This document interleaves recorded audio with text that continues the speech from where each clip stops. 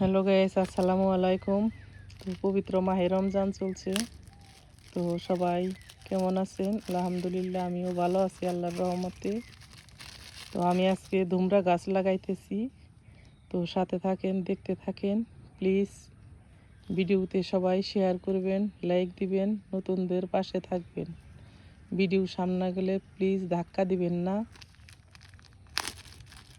সবাই দেখবেন, নতুনদের পাশে থাকবেন।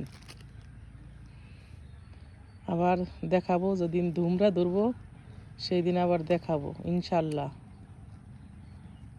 আজকে গাছ রোপণ করা দেখাইলাম।